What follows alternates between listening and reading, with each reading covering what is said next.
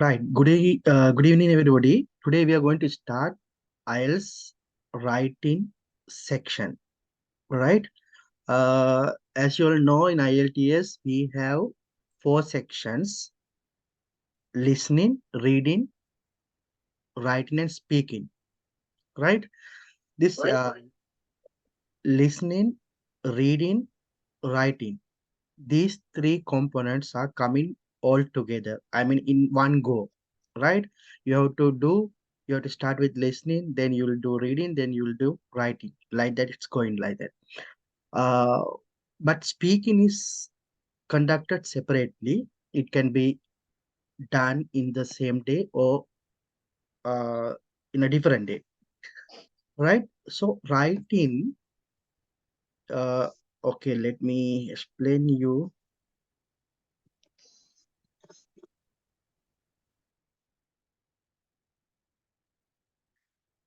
Right.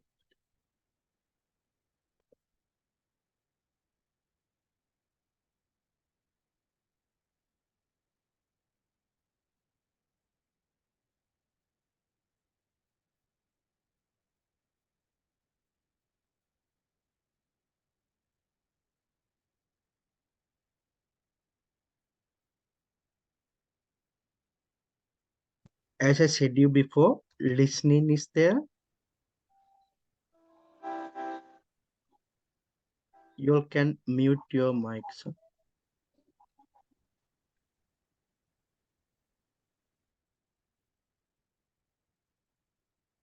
Listening, then reading, writing, speaking. Right. Actually, today I'm not going to do any introduction section for IELTS. An introduction section I have already conducted before, and there's a recorded video in my YouTube channel. You can watch that one, right? If you, I mean, for if you want to know about basic things in IELTS examination, I have done a introduction section. You can watch that video in my my YouTube channel, right? Today, straight away, what I'm going to do is to start with writing one component that I will tell you later, right? So in IELTS, we have these three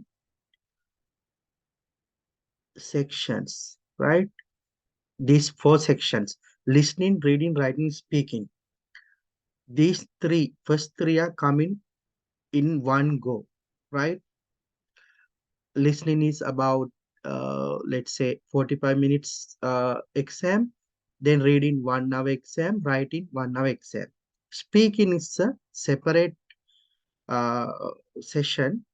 It will be conducted separately, maybe in same day or in a different day, right? Now let's see what's writing is, right? Writing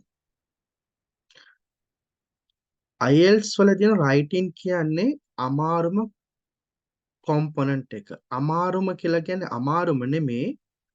Now, if you will see the results in Sri Lanka, if you take a sample, uh, all what we can find is students they get less results for writing, right?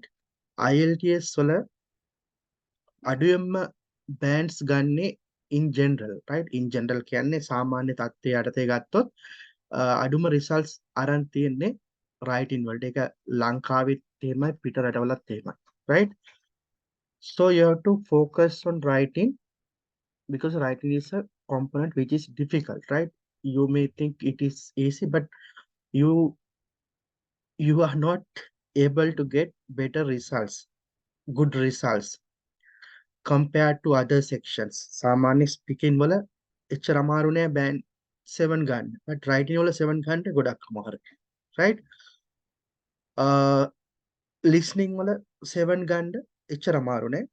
Right, මේ bands ගැන කියද්දී bands the score they are given as a band start from 0 to 9, right? 0 ඉඳලා 9 දක්වා bands තියෙනවා. සාමාන්‍යයෙන් ඔයා යන purpose එක අනුව ගන්න ඕනේ බෑන්ඩ් එක වෙනස් වෙනවා. right? සාමාන්‍ය ස්ටඩීස් වලට යන්නේ බෑන්ඩ් 6.5 වුණා.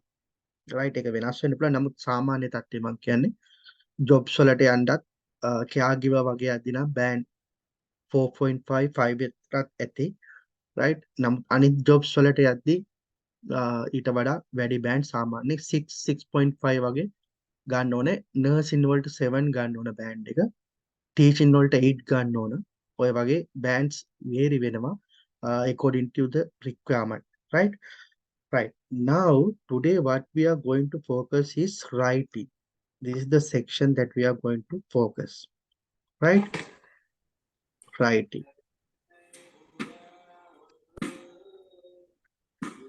You all can mute your mics.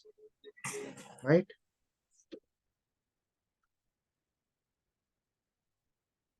So we'll see writing now. Writing. I said writing is also 1 hour task. Writing එකත් 1 hour task එකක්. But in writing, there are two tasks, right? Task 1, task 2. Task 1, 20 minutes task එක. Task 2, 40 minutes task එක. Right? IELTS වල ඔයාලා දන්නව නම් components components නේ modules දෙකක් තියෙනවා mainly, right? Academic module and academic and general කියලා. Right? Academic is for those who want to go for high studies. Right? High studies වලට academic පැත්තට යන අයට තමයි academic උනේ සහ nurses ලට academic තමයි ඉල්ලන්නේ. job එකකට academic ඉල්ලන එකම profession එක තමයි nurses ලා. right? ඒ හැර වෙන කවුරුත් මම දැකලා නැහැ job එකකට academic ඉල්ලනවා. සමහරවිට teachers ලට ඉල්ලනවා. teachers ලට nurses ලට ඉල්ලනවා. nurses ලට අනිවාර්යෙන්ම academic ඉල්ලන්නේ. නමුත් for any other job you have to do general training. Right? Academic is for those, I mean for the students, those who are going for higher studies. Right? මේ task 1 එක වෙනස් වෙනවා academic ද general training ද කියන එක අනුව වෙනස් වෙනවා මේ task 1 එක. academic කට්ටියට තියෙන්නේ task 1 එක analysis task එක. right? analysis task එක. ඒ කියන්නේ දීලා තියෙන chart එකක් graph එකක් එහෙම නැත්නම් map එකක් ඔය වගේ දීලා තියෙන ඒ graphical presentation එහෙම නැත්නම් table or data presentation, you have to analyze that and write a report if you are doing academic, right? But if you are doing general, you will be given a letter writing or email writing, right? email එකක් හරි letter එකක් හරි තමයි ලියන්න දෙන්නේ task 1 වලට general කරන අයට, jobs වලට යන අයට. academic අයට එන්නේ analyze කරලා report එකක් ලියන්න. However, task 2 is common for all, right? Task 2 is common for all. Task 2 is what is task 2? Task 2 is the one today we are going to discuss, right? Task 2 is an essay. Task 2 කියන්නේ රචනය, right? Task 2 is an essay writing. So this is what we are going to talk, right? Whether you are doing IELTS general, IELTS academic, right? For everybody, they have to do essay writing. Task 2 as the essay writing, right? Essay writing හැමෝටම එකයි. සමහරලාට අහලා ඇති UKVI කියලා එකක්. UKVI කියන්නේ වෙනම IELTS එකක් නෙමෙයි, right? That is if you are going for UK,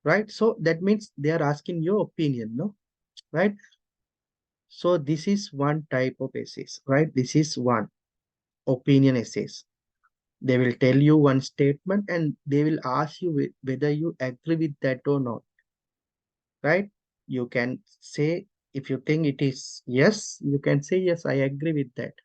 If it is something that you can't agree, you can say yes, no, I don't agree with that. Sometimes there are, I mean, possibilities that you can agree to some extent, right? Somehow where partially you can agree. So these are kind of opinions, right? But you have to write on what you agree or what you disagree, right? ඔයාට ඒක පැහැදිලි කරලා ලියන්න ඕනේ. එතකොට ඔයාට ඒක ගන්න ඕන පැත්ත මොකක්ද කියලා විශේෂයෙන් කියන්න බෑ. It depends on how you think, right?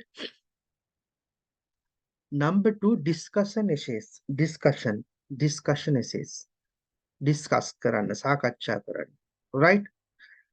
Discuss both views, right? They will give you two views about one thing. They will give you two views about one thing. Say, for example, um, homeschooling. Homeschooling.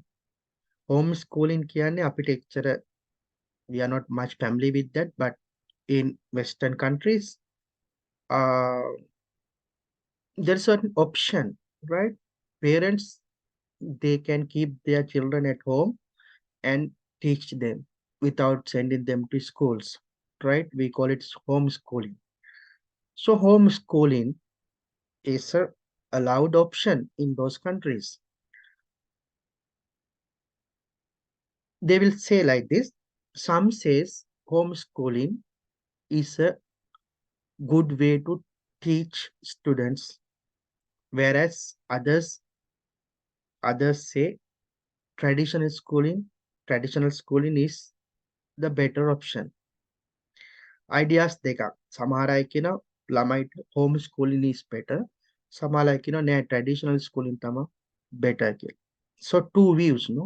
So discuss both views. Make question again, discuss both views. So you don't want to give your opinion, you have to discuss both these things, right? You have to talk about homeschooling and what are the good things in that, what are the bad things in that. Then you have to talk about traditional schooling, good side, bad side, like that. Okay, so that is in that one you have to talk both sides, right? No, you have no options. First one you can take one side and talk, but in second one you have to talk both sides. Number three, advantages and disadvantages. They will take one concept or one thing, and they will ask you to write about advantages and disadvantages. යම්කිසි concept එකක වාසි සහ අවාසි, right? Say for example, uh, mm, work from home, right? Work from home, or let's say artificial intelligence, AI. AI is very popular thing right now in the world, right? AI is gaining a tremendous popularity among people in the world. So they can ask you to talk about advantages and disadvantages of artificial intelligence, use of artificial AI, right? Use of AI, right?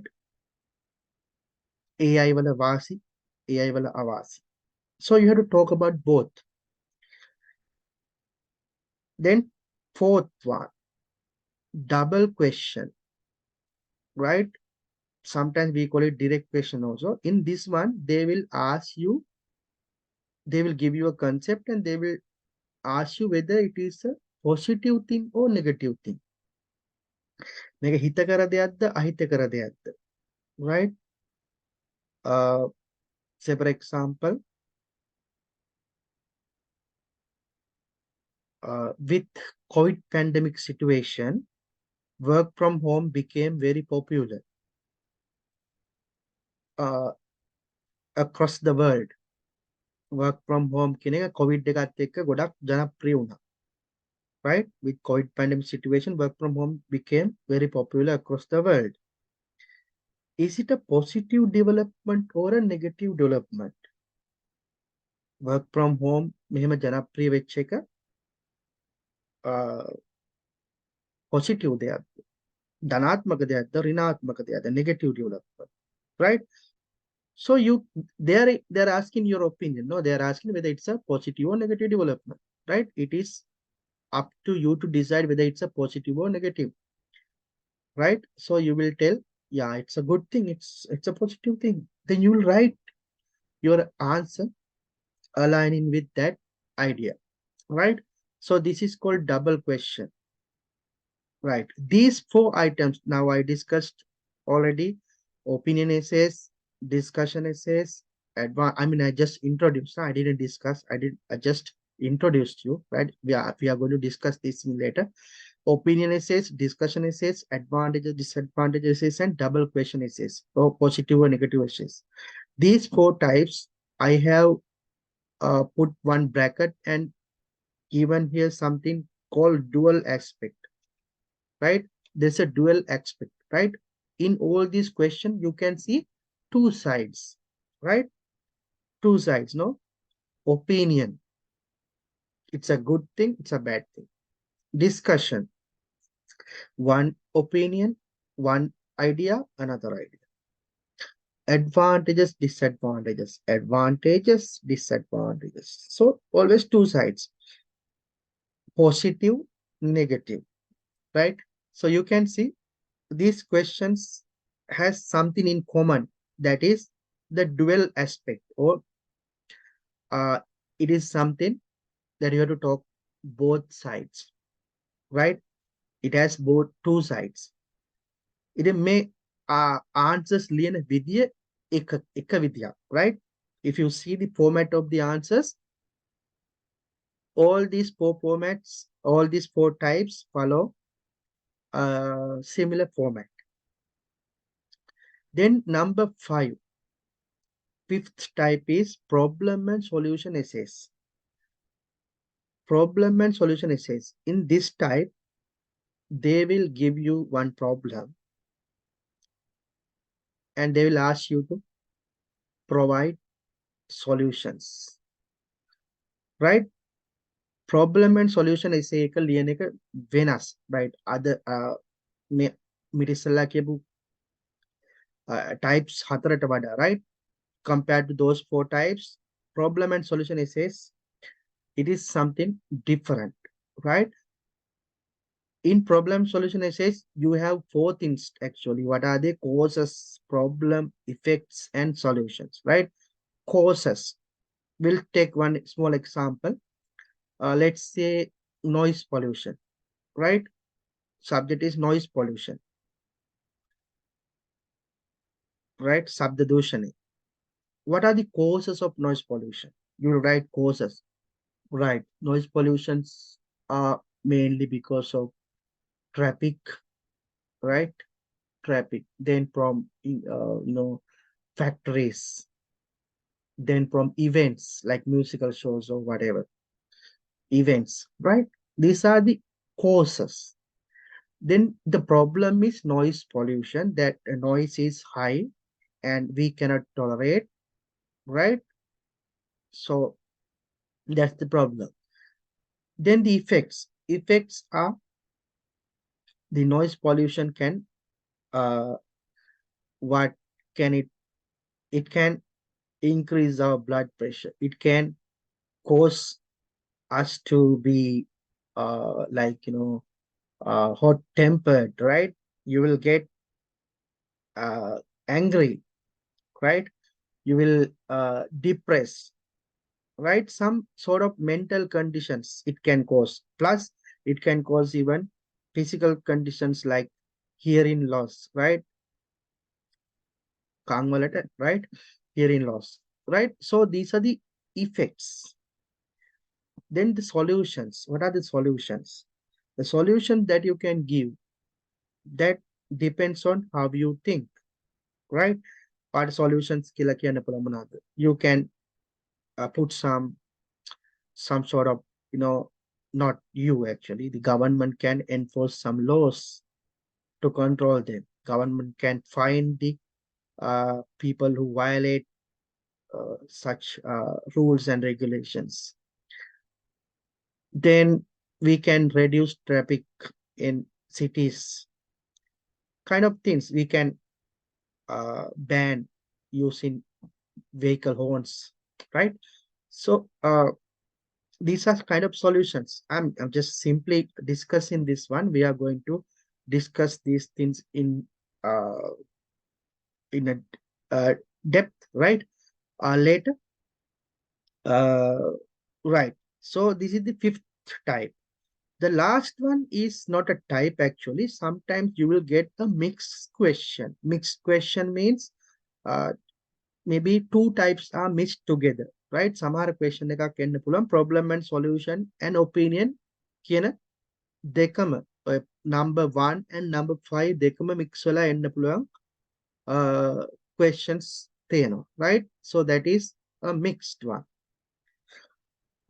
Right. So these are the mainly 6 types of essays. And we'll go back to our main discussion. Number 2, you will be given only one question and you do not have any choice. Right. They are giving you only one question. Unlike in your school examinations, no? You can remember in your school examinations, like at, A level, O levels, even before that, you will be given few essays and you have a choice. You can choose one of them and write your answers, right? They will give you 5 essays or 3 essays. Select one of them, write your answer, right? But in IELTS, there's nothing like that, right? You will be given only one question. You have to answer for that one. Whether you are comfortable with it or not, you don't have any choice, right? Number 3, know the acceptable format for the essay, right? Even if you're somebody who is good at English, do you think you can directly go and face IELTS examination if you don't know the format of the examination? No, right? IELTS වලට face කරන්න සමහරට ඔයා speaking හොඳට කරයි, listening හොඳට කරයි. But when it comes to reading, writing, if you don't know how the formats or the nature of the exam and the way how you have to write answers, you'll be not able to get a good band, even if somebody who is good at English, right? English හොඳ වෙච්ච පළියට ඔයාට හොඳ band එකක් ගන්න බෑ if you don't know the correct way of writing, correct way of the formats and all, right? So you have to learn a good format for this essay, right? Today I'm going to introduce a good format for the essay.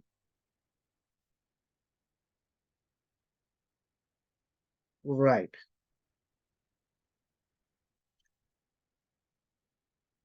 Task 2 format, the word count is in between 250 to 350. Right. May essay ke, right? We have to write minimum 250 words. They have told that. They have mentioned minimum 250 words. Right? Minimum 250 words. However, they have not mentioned any maximum level. But my recommendation for you to write maximum 350, right? So your answer should be in between 250 to 350 words. වචන 250 350 අතර answer එක ලියන්න, right? Always use formal language, not informal language, right? Written language. අපි කියන්නේ ලියන භාෂාව, right? should be in written language, written style, not in casual styles, right? Uh, so as I told you before, it is about 40-minute task. විනාඩි 40ක් විතර task එකක් තමයි essay writing කියන්නේ. Now let us see the most important thing, that is the format, right? Right. Format is something like this. This format, what I'm going to teach you today, is a format that I have taken from IELTSlist.com website, right? List is a UK teacher, right? In IELTS, if you see the materials, she's the #1 teacher for IELTS in the world, right? Yeah, Elizabeth List කියලා අපි කියන්නේ, right? IELTS List කියලා website එකක් තියෙනවා, YouTube channel එකකුත් තියෙනවා. She's the #1 for IELTS writing or IELTS, whatever.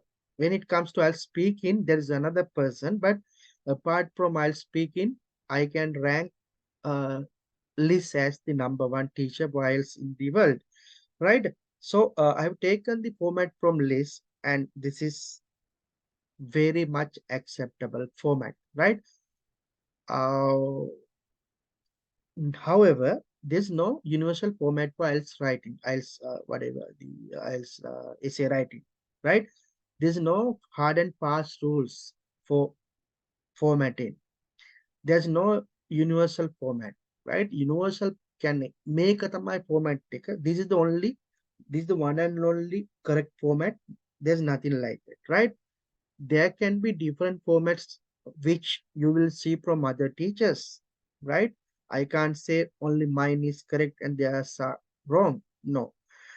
Only thing, the format should be logical, right? You can go for a different format, but it should be a logical way of arranging the ideas, that you have written your ideas in a logical flow, and you have done paragraphing in a logical way, so that format will be accepted. But for you, I'm going to teach you one format.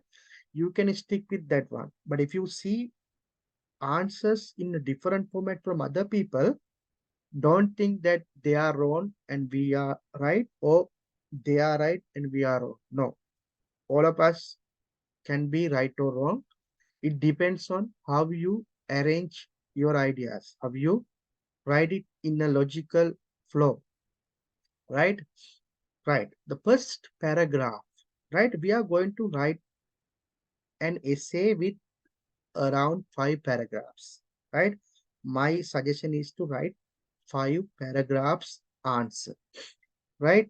Paragraphs පහක answer එකක් තමා මම suggest කරන්නේ. So paragraph #1 is the introduction, right? Introduction paragraph. Introduction paragraph. In introduction, we are going to cover 3 things. In the introduction paragraph, we are going to cover 3 things. What are they? #1, briefly define the core concept of the question. Right. Now you can identify the core concept. Say, for example, if the question is like this,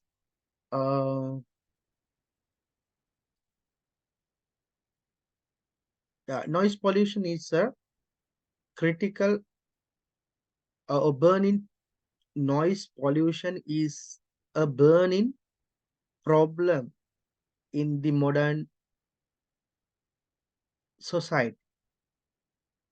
What are the solutions you can suggest to mitigate noise pollution?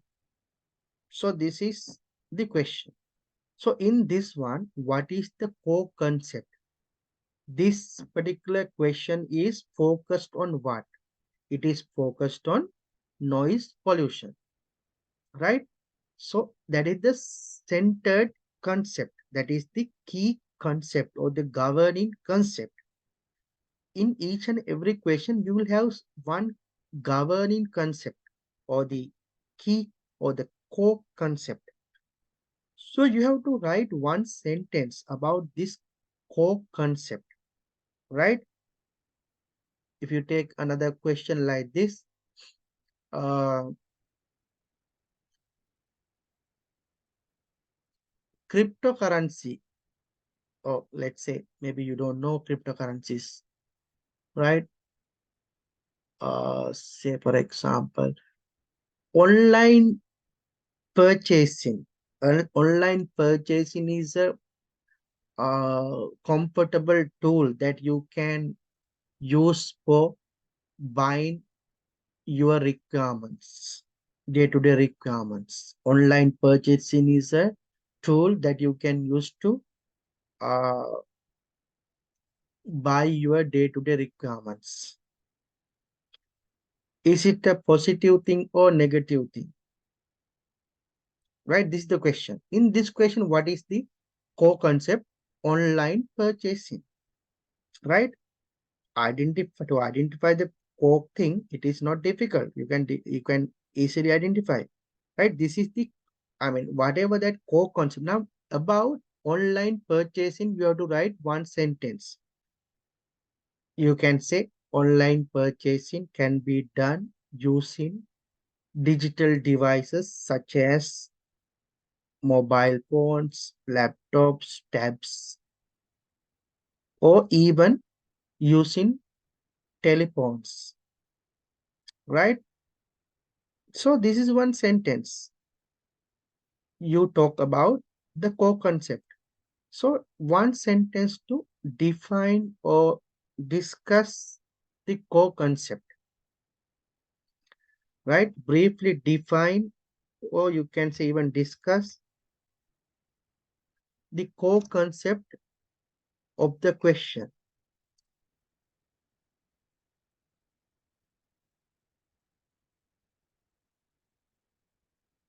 right? Then the second thing what you have to do is to paraphrase the question. What is paraphrase the question? Paraphrasing.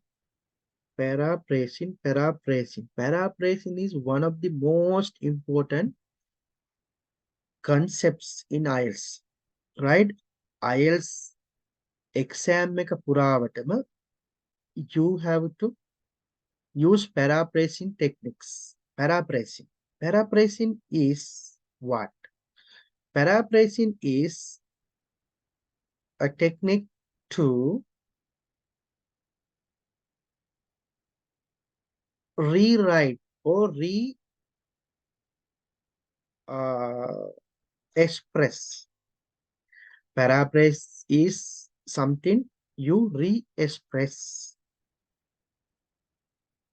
from your own words.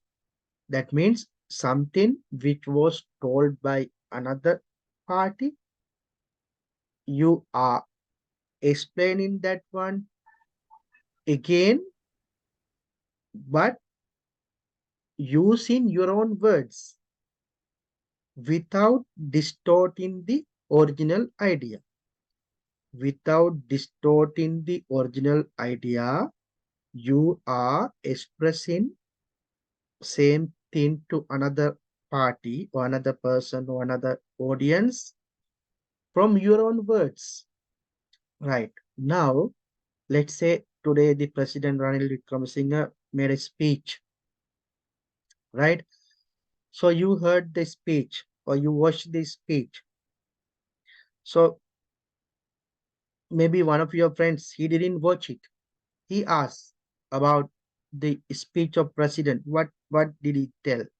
Then you are explaining what the president told in your own words, your own way. But when you are telling that to your friend, you should not distort it. You should not, what do you call, boast, or you should not dilute, right? ඒක සැර බාල කරන්න dilute කරන්නෙත් නැතුව ඒක පුම්බන්නෙත් boost නැත්තම් boast කරන්නෙත් නැතුව you have to tell the same thing, but you may use your own words. The idea is same. So this is called paraphrasing. So in writing also, you can use this technique in order to write your uh, introduction introduction paragraph. What you can do, you can use your question itself to rewrite the ideas. Secondly, what we are doing, paraphrasing the question. The question එකේ දීලා තියෙන statement එකම you are writing not as a question, right? The question is a question, no? But you are writing it as a statement. So you are writing it from your own words, right?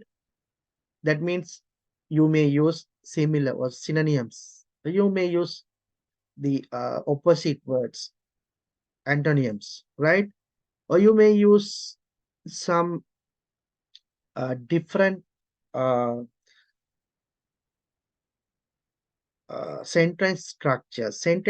different sentence structure, set different, uh, maybe different uh, mm, tense, right? Tense, you're writing in a different tense. It was in present simple tense, and now you are telling that one in a present continuous tense. But you should not harm, you should not distort the idea, right?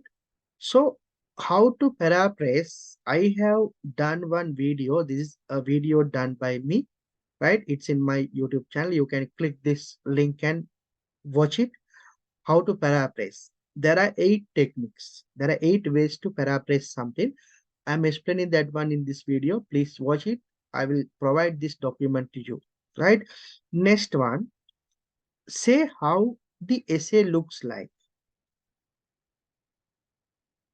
Now what I'm discussing here is again your introduction paragraph. In your introduction paragraphs, I suggest you to include 3 things. What are they? Number 1, briefly define the core concept. Number 2, paraphrase the question. Number 3, say how the essay looks like. මේ essay එක මොන වගේ essay එකක්ද කියලා statement එකකුත් ලියන්න. ඒ කියන්නේ this essay, දැන් අපි example එක අපේ question එක ඉස්සලා අපි කිව්වා online purchasing. Online purchasing is a good tool that you can use for your day-to-day activities, right? What are the advantages and disadvantages of online purchasing? So this is the question. Now, in your this third sentence in your introduction paragraph, you will write, this essay discusses about online purchasing and its advantages and disadvantages, right? This essay will discuss about online purchasing with its pros and cons, with examples, right? So this sentence talks about what the shape of the essay, what's the nature of the essay, right? Normally, by reading your introduction paragraph, somebody who is reading this one can understand this essay is about this. This essay is something which is going to be like this, right? From that statement, we can call it abstract statement, abstract.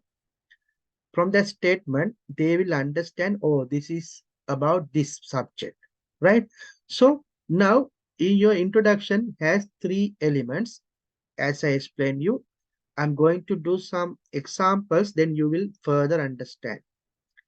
Then number 2, paragraph number 2 is the opinion paragraphs, right? Opinion. This is very important, right? Some call it thesis statement, the opinion. This is the most important thing, right? That means it governs the uh, particular direction, right? From this one, they will understand the direction of the essay. ඔයාගේ opinion එක, your opinion. Opinions are not always there in all essays, right? හැම essay එකෙම opinion නෑ ඇත්තට. Opinion තියෙන essays නම්, say for example, if you're going to talk about advantages, disadvantages, and problem and solution, those two types, there is no opinion. Advantages and disadvantages type and problem and solution type uh, do not involve opinions. Other types, discussion essays, right? Opinion essays, positive, negative essays, those things normally have opinions. I mean, in most of question, you will get an opinion requirement, right? So if there is a requirement for you to write your opinion, your second paragraph is the opinion paragraph. In this one, you will tell your opinion. Now, say for example, this question. We talk about one idea that homeschooling. Some says homeschooling is the better way to teach students, and the others say uh, the traditional schooling is the better way, right? What's your opinion? This is the question. Now, in your second paragraph, you will tell your opinion. Okay, my opinion, I will tell whether, okay, I will give you a straight one. I will tell, yeah, although although uh, homeschooling has some advantages, still traditional schooling is the better way to teach students, right? This is my opinion. I'm telling, in homeschooling, yes, there are some good things. However, still, traditional school is the better way to teach students. This is my opinion. Or some you can write uh, due to uh, creativity aspects, homeschooling is the better way to teach students. Or you can say due to practical aspects, traditional schooling is the better way to teach students. Or you can say homeschooling as well as traditional schooling has specific advantages, and both these methods are valuable.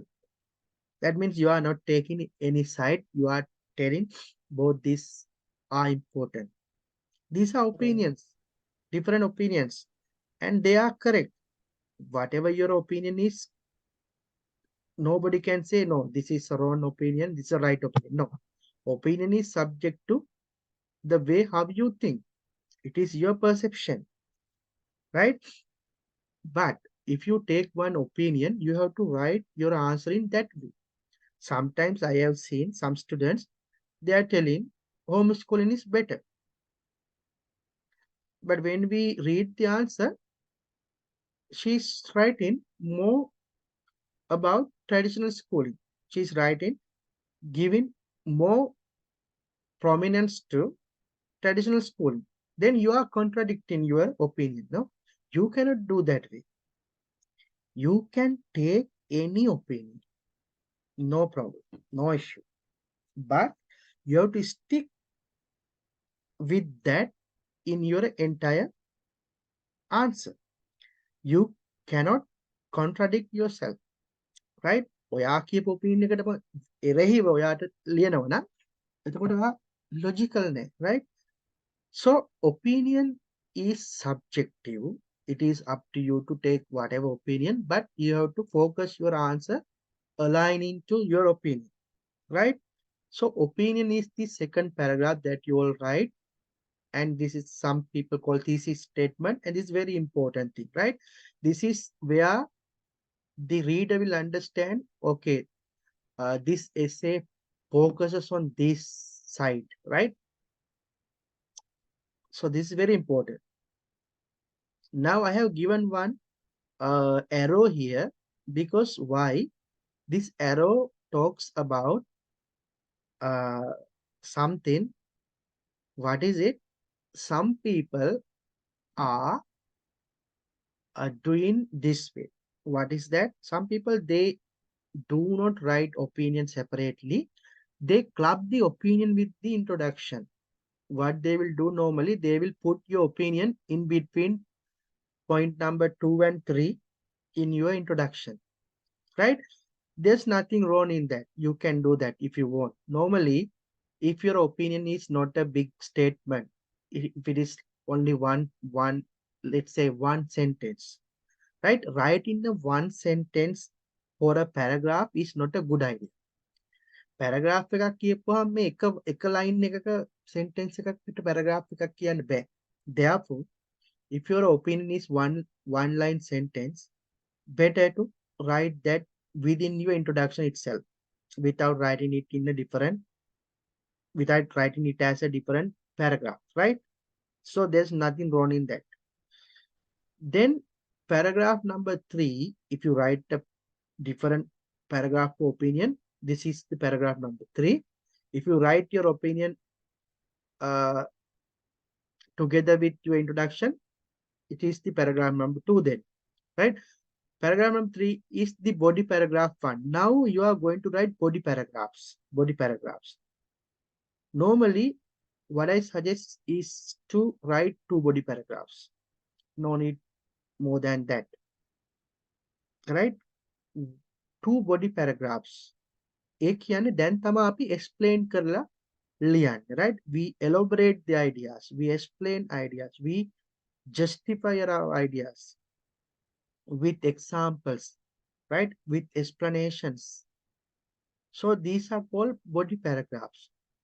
Normally, as you can remember, there are 2 sides in each question, no? What you can do, you can take one body paragraph for one side, the other body paragraph for the other side.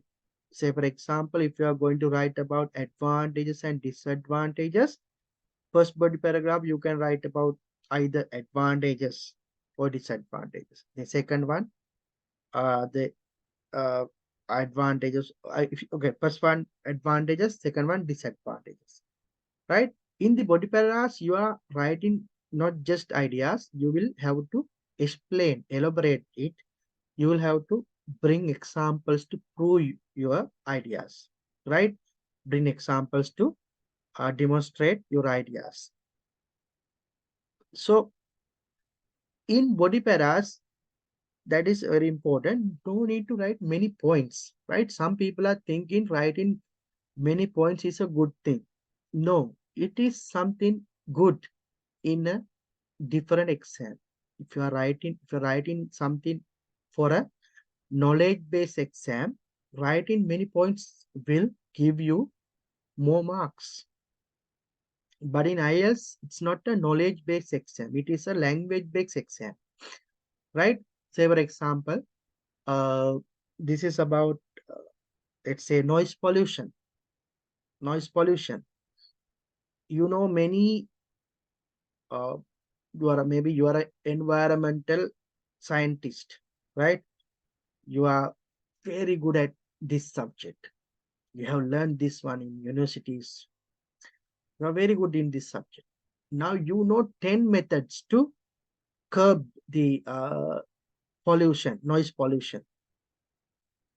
Are you going to write all these 10 methods?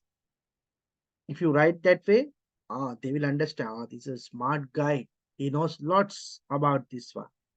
Do you think they will give you better bands just because you have shown your knowledge? No, they are not worried about your knowledge. They are checking your language skills only. Therefore, even if you know many smart ideas, no, don't write all of them. Write only 2 points, right? Per one side. Okay, advantages, write only 2 advantages. Elaborate them. Give examples. Because this is a language show, right? You are showing your language abilities, not your knowledge. Then body paragraph number 2, your paragraph number 4, body paragraph number 2. Also same thing, you are writing their disadvantages. I mean, if it is a disadvantage question, there also you are writing 2 disadvantages. Even though you know 10 disadvantages, don't write. Out of those 10, select 2 more, most important, to write them. Then explain it. Give some examples to uh, justify it, right? So, therefore, keep in mind, it's not good to write many points. You will not get higher bands, even if you write many points. Limit it to 2 points. Now, the last paragraph, that is the conclusion. In conclusion, also, I'm suggesting you what to write. Now, if you can remember, in uh, in introduction, I told you 3 things to include. Similar to that one, in conclusion, I'm telling you to include 3 things. What are they? One is a summary of above paras. That means uh, your body para opinion, body para 1, body para 3. About this, summarize it and write a statement, a summary about what you discussed about. Summary means don't write details. Write the points. Points in the sense what you discuss. Okay, summary එකක් කියන්නේ අපි කියනවා this concept is like this. Then it has advantages. It has disadvantages. It has more advantages. Right? Like that only. Don't tell any advantages or disadvantages. ඒවක් මොනවාද කියලා කියන්නේ ඒ කියනවා right. අපි කතා කරේ noise pollution ගැන. Noise pollution වල හොඳ පැති තියෙනවා, නරක පැති තියෙනවා. Right? මේ essay එකේ ඔය දෙකම කතා කරලා තියෙනවා. That is the summary. Right? Then number 2, if applicable, final conclusion. Right? If this essay is involved with an opinion, you have to rewrite your opinion again as the final opinion. Right? Opinion එක ඇතුළේ දෙසරයක් එනවා නේද? දැක්ක නේද? Opinion is coming in your somewhere in near your introduction. Also at the end also again opinion is coming, right? So opinion is coming 2 times. Opinion, you have to write it again, right? Maybe not in the same wording, in the different style, different way. You have to tell the same idea, that your opinion, to stress it again at the end. අවසානයේදී අපි opinion එක කියන්න එපා. Number 3 is actually, it's a bonus thing, right? It's a bonus thing. ඒක කළත් නැතත් ලොකු අවුලක් නැහැ, right? A bonus. Bonus කියලා අපි කියන්නේ මේක මේ අපි පොඩි beautification එක. මෙතන අපි කරන්නේ පොඩි අලංකාරයක් එකතු කර අවසානයේදී. right? මොකද අපි දෙයක් අපි කතාවක් කරත් අවසානයේදී බොහොම මේ අර මොරාල් එක අප් වෙන මොකක් හරි ස්ටේට්මන්ට් එකකින් නවත්තන්නේ නේද? එහෙමනේ සාමාන්‍යයෙන් ඔය මැතිවරණ වේදිකාවල කතා කරන දේවල් තියෙනවානේ අන්තිම sentence එක දෙන්නේ නිකන් නැගලා යන එකන්නේ අන්න ඒ වගේ. Even in this essays you can give a sentence like that. It is a creative idea about a solution to the governing problems, core problem in the essay. මේ essay එකේ මොන හරි කතා කරන එකක මොන හරි issue එකක් තියෙනවනේ. There's a burning issue නේද? ඕනම essay එකක මොනම මාතෘකාවක් කතා කරද්දී මොකක් හරි there is one burning issue. You can give a creative idea about how to mitigate that one, right? If possible, a creative solution to the core problem. right? A suggestion to improve. Finally අපි එහෙම තමයි සාමාන්‍යයෙන් අවසන් කරන්නේ, right? That's the way to conclude your essay. So this is the format. Now this is my format, or this is the format that I am suggesting you. But you may have seen some essays consists maybe 7 paras. ඒක වෙන්නේ මෙහෙමයි. මේ body paragraphs වල තියෙනවනේ points තියෙනවනේ. Now in body paragraph 1 there are 2 points, no? Body paragraph 2 there are 2 points. What some people do, they write 1 para for each idea. So instead of writing 1 body para for one side, they will write 2 body paras for 2 points. Here also 2 points, 2 body paras. So there are 4 body paras. In that case, your total count will be 7 paras. Normally, minimum 4 paras should be there. Maximum 7 paras are okay, right? So if you want, you can follow that way also. No, there's no issue. But my suggestion is to go as per this one. This is very clear format, right? Right. Then the evaluation criteria. How are they going to give you marks?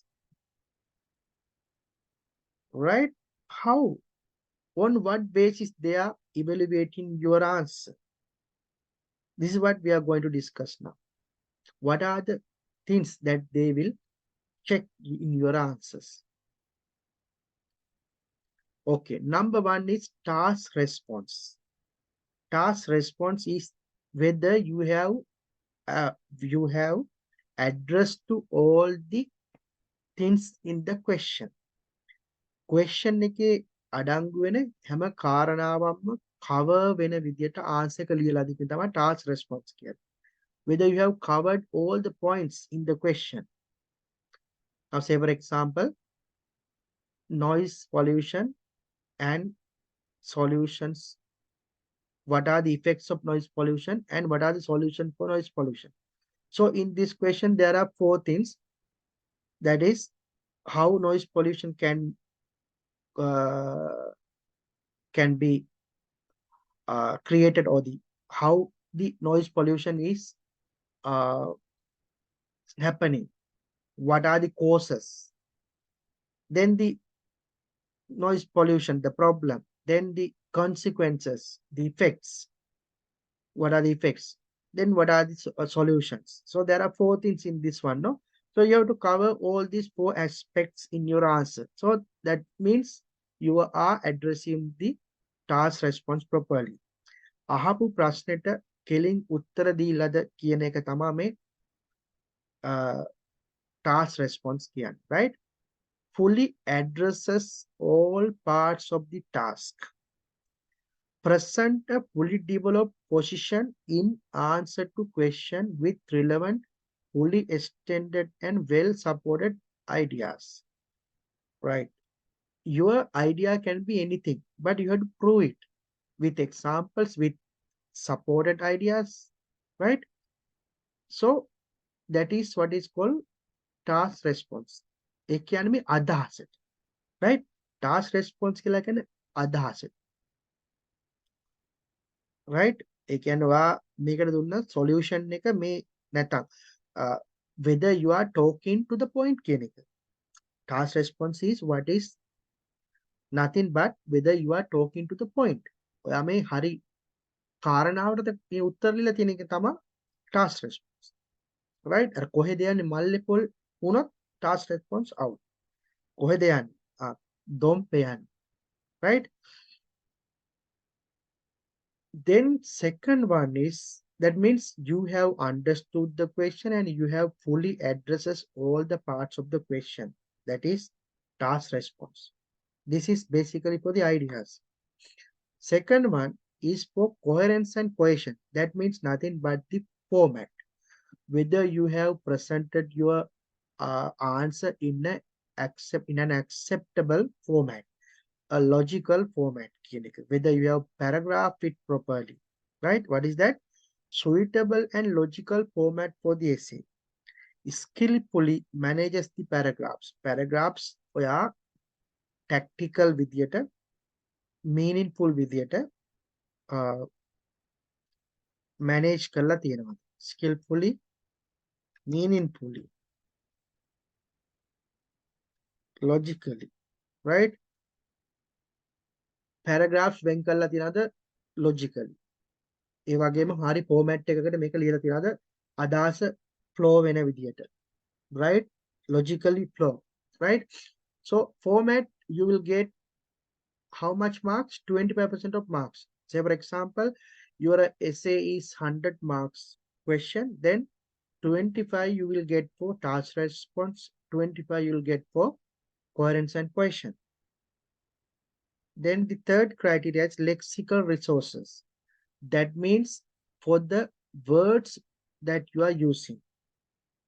In order to maximize your number of words, number of different words, you should minimize repetitions. ඔයා එකම වචන කීප වරක් පාවිච්චි කරන එක අවම කරන්න උනා. You have to reduce repetitions, right? That is one thing. In order to increase the unique words. I mean, there's nothing, I mean, there's no rule like that. I mean, because some people are thinking we should not write just one students, not one actually, 2-3 students, they have asked this question, sir, we can't write same word twice. No, there's nothing like that. You can write, right? But try to avoid it, right? If you can write a different word instead of writing same word twice, it's good, so that your number of words, number of unique words will increase. That is something to improve your lexical resources or the vocabulary. Another thing, you should not write informal words. You should write formal words. Whether you are doing academic or general, your essay is academic. Huh? Keep in mind, whether you are doing general training or academic IELTS, your essay is an academic task, right? You have to use only formal written sort of vocabulary, right? The other one is you have to use at least some advanced vocabularies, right? Not all the words should be advanced like how Sajid Premdas is talking, right? Not like that, right? You know Sajid Premdas, right? You have seen the way how he talks in English, right? He uses all the advanced words here and there, many advanced words, but that is also odd, right? Even native speakers, they don't talk like that, right? But in your essays, it's good to use few advanced words, not many, right? Because if you write many advanced words, it looks like very it's odd, right? That means you are trying to show off, right? But you have to use some advanced words, but limit it to few, not many, right? So this is lexical resource. What is it? Uses a wide range of vocabulary, increase number of unique words with very natural and sophisticated control of lexical feature. That means you have to write in a natural way, not in artificial way, right? This is what I mean. If you bring some advanced words without knowing proper context to use it, ඒ කියන්නේ සමහර වචන, they're advanced, right? Now if you talk about you know අපි සිංහලෙන් ගත්තොත් භෞමික අඛණ්ඩතාවය, right? භෞමික අඛණ්ඩතාවය කියලා කියන්නේ භූමියේ තියෙන continuation එක, right? Right? භූමියක තියෙන continuation එක. ඒ කියන්නේ ඒක separate control එකක් නැහැ කාටවත්. entire භූමියටම අපිට control එක තියෙන භෞමික අඛණ්ඩතාව. right? this is මේක advanced වචනයක්. අපි ඔක හරි advanced නිසා ඔක අපි උතන්ට අපි කතා කරන්නේ වටලප්පන් ගැන. වටලප්පන් ගැන කතා කරද්දී භෞමික අඛණ්ඩතාවය යොදා ගන්න බෑනේ. right?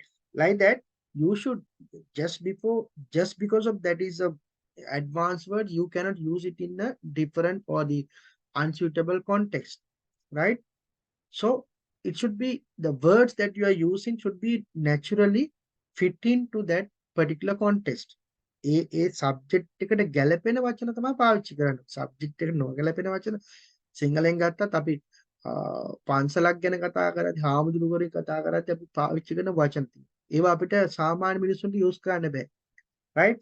මචං මං අද වළඳලා ආවේ කියලා කියන්න බෑනේ. right? හාමුදුරු කෙනෙකුට නම් කියන්න පුළුවන් වළඳුවා කියලා. right? වැඩියා වැඩිල්ලක් මචං. right? මම අද දුවගෙන ආවා කියලා කියන අපිට කියන්න බෑනේ. right? so each in even in English, some words, they are only applicable to particular context. You can't use it for everywhere, right? Whether it gives same meaning, right? වඩිනවා කියන එකයි ගමන් කරනවා කියන එකයි එකම අදහස උනාට you can't use it for everybody, ne? right? Similar to that one, English words also, there are words that you cannot use them with some other purpose, some other places, right? So you have to use natural words which are fit into that particular context, right? Rare minor errors are okay, right? කලාතුරකින් වෙන පොඩි පොඩි mistakes තිබ්බා කියලා අවුලක් නෑ, right? slips ඒවට කියන්නේ ඕනම කෙනෙකුට slips තියෙනවා, right? even native speakers ලා වුණා. දැන් අපි සිංහලෙන් when we write an essay in Sinhala, are we able to write a perfect answer? Sinhala is our native language. Maybe there may be Tamil students also here. Their native language, Tamil. Can you write an essay in Tamil in a perfect way just because you are a native Tamil speaker? No. Even for native English speakers, writing is a very tough thing, right? They're also not good in writing. Writing band scores, I have never seen anybody who has taken band 9 for writing. I have never seen, right? I've never seen anybody who has taken band 9. In Sri Lanka, just try to find out. People may tell I am band 9, all 4 section band 9. Some teachers, they tell like that. Ask them to show their result sheet. Never. It's very rare somebody can get band 9 for writing. And in Sri Lanka, I have never seen anybody, right? For writing, they don't give like that. I mean, it is very, very, very difficult to get a band above 7, right? Up to 6.5, yes. 7 is tough. Above 7 is very hard to get for writing. But I have got in my students, I mean, my classes also, I got people who got band 9 for other sections, right? My daughter got band 8 for speaking and listening in her age of 14, right? She did the exam just to, I mean, she just wanted to do it since she was very interested about this one. At her age of 14, she did IELTS and she got band 8 for speaking and listening, right? Other two a little bit less, but she got band overall 7. For writing, and I have got some students who got band 9 even for listening and reading, right? But for other sections, I mean, speaking also, some people get band 8.5, right? 8.5 is that is there, but band 9 for writing, I have never seen anybody, not even in my class, anywhere, right? Yeah. So the second one is lexical, third one is lexical, so that is the your uh, vocabulary, right? If you do spelling mistakes, lexical resources will be affected, right? Marks for lexical resource will be affected if you do spelling mistakes. Spelling mistakes count in main section. This last one is grammatical range and accuracy. Last one is grammatical range and accuracy. So there are two things, grammatical range and grammatical accuracy. What is accuracy? Accuracy is the correctness of your grammar. Whether your grammar, the grammatical, whether your sentences are grammatically correct or not. That is grammatical accuracy. Grammatical range means whether you have used different sentence patterns, different sentence structures, rather than limiting your sentence to one or two sentence structures. So there are two things. For both these, you will get marks.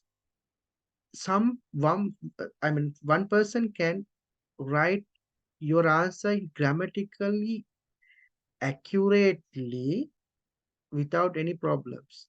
Accuracy is very high because you have written everything in present simple tense, right?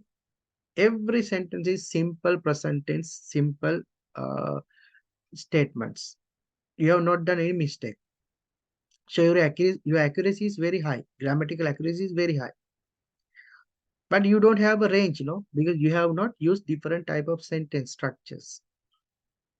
Maybe one person has used six different types of sentence structures, but most of them are wrong. So your range is okay, but your accuracy is less. So range and accuracy is something like, it's like, it's like your balance, right? Weight balance, something like that, right? Taradiya wagi. When you increase your accuracy, range come down. When you increase your range, accuracy may come down, right? So you have to have a balance in between these two, right? Right. But keep in mind, rather than writing many different structures which are not correct, writing one or two structures with accuracy will be better option, better choice, right? Anyway, these are the four criteria for which you will get marks. What are they? They have equal weight. Task response, that is whether you have written your answer to the point. Coherence and cohesion, whether you have used a good format. Lexical resources, whether you have used good words. Grammatical range and accuracy, whether you have done your answers with accurate grammar and a good range of structures, right? So these are the four things that they will use to give you marks. Then uh, I told you that you can use different sentence structures to show your grammatical range. I have given you couple of sentence structures. What are they? Simple sentences. Simple sentences means independent one sentence with subject, verb, and object. Those are called simple sentence. Then compound sentences. That means two clauses are clubbed together, right? That means there are two independent sentences or clauses we call club with and or but like that, those conjunctions which using those conjunctions you have club two sentences or two independent clauses. This is compound sentence. Then you can use the sentence structure with not only but also, right? Also you can use conditional sentences with if and unless, if unless. Also you can use one question in your answer, one question in your answer. I mean, not many question, one question. Also, you can use passive voice sentences. Most of the sentences we are writing active voice, but still you can use passive voice sentences too. Then complex sentences. These are kind of sentences you will get higher marks. Those are complex sentences, right?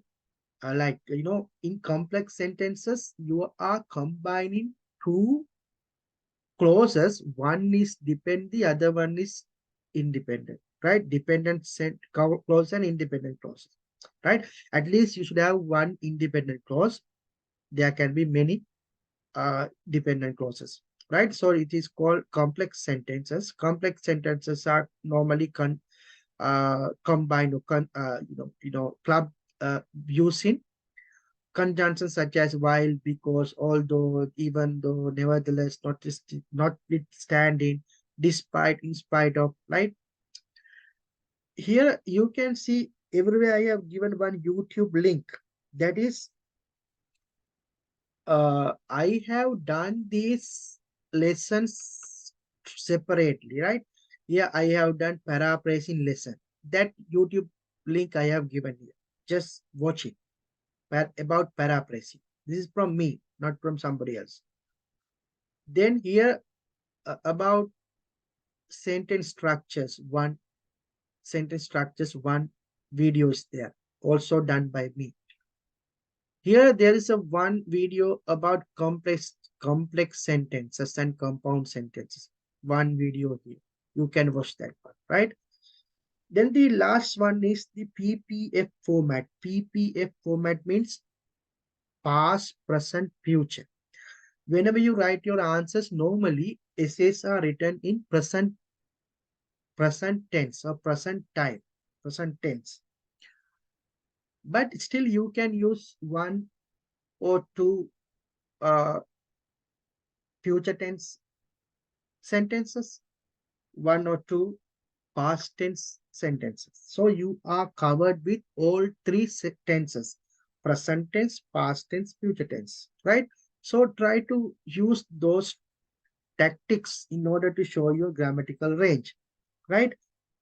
Right. Then number 7, I have highlighted in green because it is very, very, very, very important, right? It's a very important thing. That's why I have highlighted. Perform a thorough analysis of assigned tasks and quickly prepare the answers mentally and make the sketch. You have 40 minutes now. You have 40 minutes for uh, your answer. Out of these 40 minutes, you can use 5 to 10 minutes. 5 to 10 minutes for this. That is what? That is the planning stage, right? Whenever you are making a building or your house, first thing what you will do, if you want to uh, end up with a good house, you have to hire one planner or the draftman to sketch your plan, right? He will discuss with you. He will understand your requirements. Accordingly, he will draw a plan for your house, right? That plan will decide the end result, right? You can, by looking at the plan, you can understand what sort of materials, or BOQ, bill of quantity, what sort of materials are required, how much time it will take, what will be the shape of your final house. All these things will be decided and projected by your this architect or the draftman, right? So this is the planning thing. Similar to that one, your answer should be planned in IELTS uh, essay writing. Don't start writing the answers soon as you show the question, right? You show the question, straight away you start writing. Then what will happen? In between writing, you have to think. You have to think what to write. You have to think the points. Whenever you get an idea, you are writing.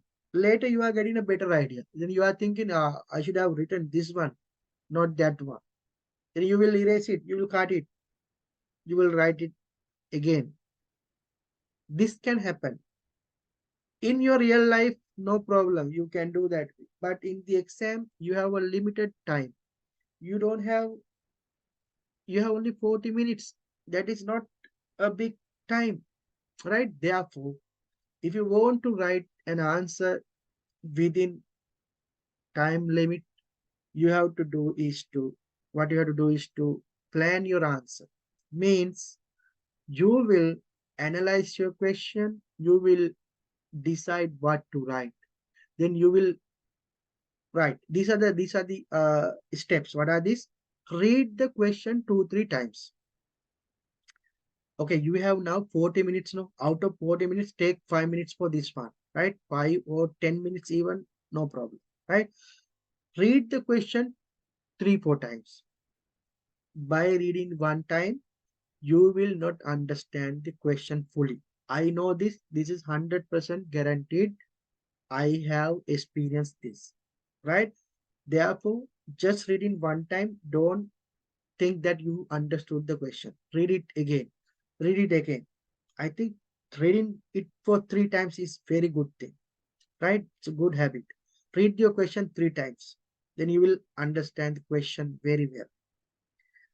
Then identify the core concept. Now identify in this question what is the governing concept. What is the core concept? Identify it. Then identify the question type. Okay, there are 5 types of questions. This type is opinion type. This type is advantages, disadvantages. This type is problem and solution type. Like that, understand the type. Identify the type of the question. Then dismantle your question. Dismantle your question in the sense the question you can partition it to part like that, right? I will show you how to do that part. Now we are going to do that one next step, right? Dismantle, make it to part. Not take everything as whole, take it part, right? Dismantle or partition. Then for each part, decide what to write. This part, I am going to discuss this thing. For this part, I am going to discuss this thing. For this part, I am going to discuss this thing. Like that, for each part, decide what you are going to write. Then sketch it. Means point form. In a point form, you write it, right? Even if you are doing computer based or paper, okay. In IELTS examination, you can pass in 2 ways, right? You can go for paper based test. Paper based test means you are getting the question as a paper, you are writing the answers also in a paper, like how you did in your school exams. There is another one called computer based exam. In computer based, what will happen? You will get the question in the computer screen. You will type the answer also in the computer. This is computer based. So whether you are doing IELTS computer based or paper based, you will get a paper and pencil. So you can do this sketching part, right? Sketch it. Means type, you write your answer in point forms. Point forms. Only couple of points, not sentences. So that you know what to write. You have decided what to write. Now you are ready to write. You spend 5 10 minutes to decide, to understand the question very well, to partition the question very well, to decide the items or the decide the ideas to write. Then you sketch it. Now you know what you are going to do. So it is something like you are giving your plan to the uh, mason and the carpenter, the those or the to the engineer who is going to execute, who is going to do the construction of your house. You are giving the plan. Now he knows what to do. He can see from the plan itself, this is what we have to do. This is number of cement, bags we have to buy this much. We have to bring this much steel. Everything is there in the bill of quantity, right? So everything you can these people can understand from the plan. Like that way, If you have the sketch of your answer, by looking at that one, you can start right away. You can start to write the answer or the type the answer, right? Please take this in a serious way, right? Some people don't care this one. They straight away start and write the answer. They will end up with a very low band score, right? And they will not even finish the answer within the time limit. But if you follow my way, this way, you will be having enough time to write the answer. You will be able to get a good band.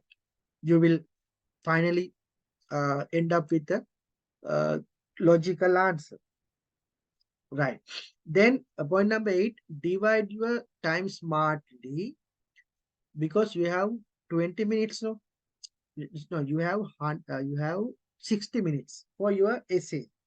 No, sorry, you have 60 minutes for your writing exam. But in writing exam, there are two tasks. Apart from essay, there's a task one.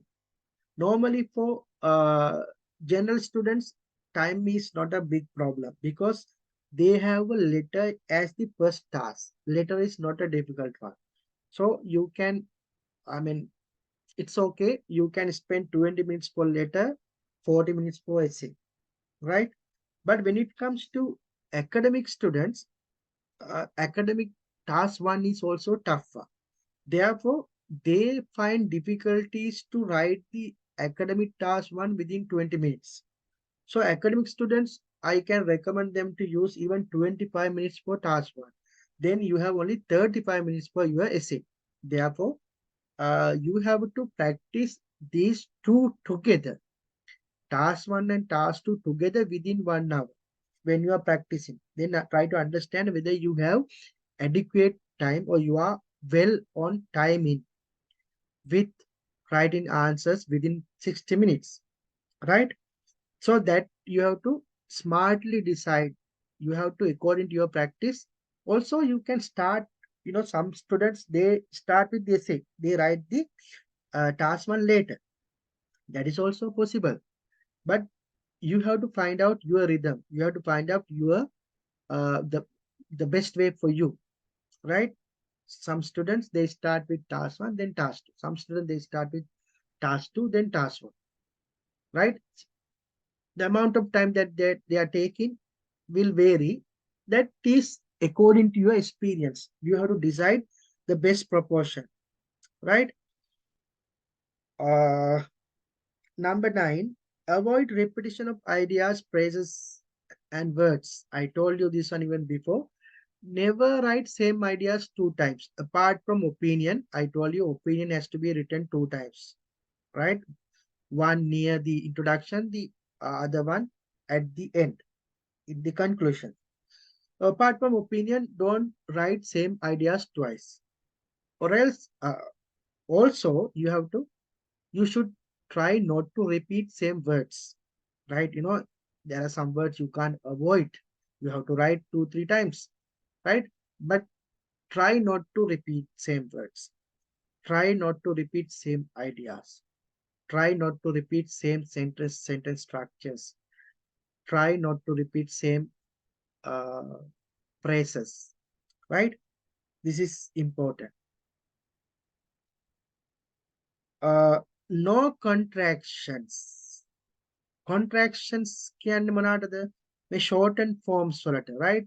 I am කියන එක I'm කියලා ලියන්න පුළුවන්. I have කියන එක I've කියලා ලියන්න පුළුවන්. Right? I do not know කියන එක I don't know කියලා ලියන්න පුළුවන්.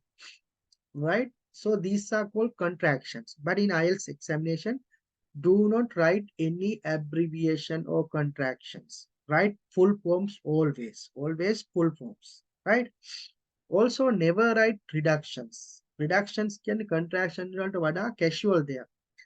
Then I do not know කියන එකේ contraction එක I don't know. ඒකේ reduction එක මොකක්ද? I don't know. I don't know. I don't know. Right? ඒවා use කරන්නේ කතාවේදී. Right? Reductions are not used in written language. You can write in your SMS chatting when you are chatting with your friends like that. But Never do that one. I gotta go. I gotta go. I gotta go කියලා අපි ලියනවා නේද? අපි chat කරද්දී එහෙමනේ I gotta go කියලා. Right? නමුත් ඒකේ full form එක right ලියන්න ඕන. ලියද්දි exam එකේ written exam වලදී. Right? Never try to use those abbreviations, contractions and reductions. Also, don't write casual idioms. Casual idioms, double meaning phrases, kind of things that we use in our uh, day-to-day speaking, right? It's not my cup of tea. It's an idiom. It is to express that it is not something that you are interested.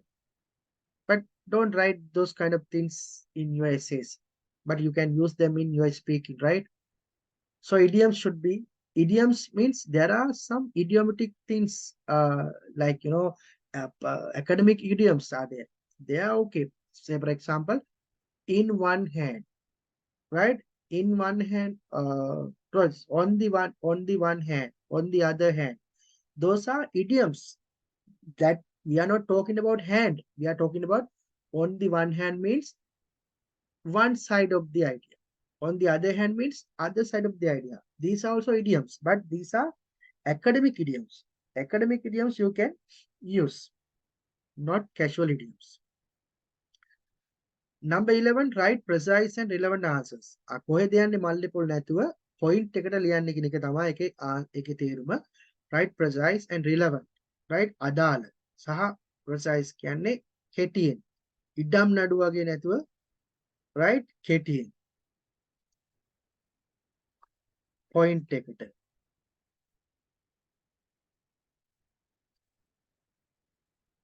One minute. Yeah. So this is point number 11.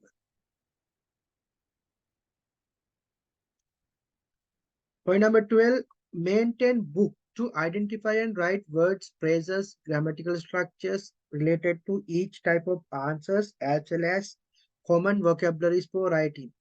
Read good answers to grab such vocabulary, right? You have to maintain one book for writing. In this book, you will collect good things for your collection. What are they? You can collect good words for your essays, vocabularies, good phrases, good sentence structures, right? Whenever you are reading good essays written by somebody else, try to grab something from that one and write them in your book and use them when you are writing your answers, right? Writing වලට ඒ වගේ පොතක් තියාගන්න.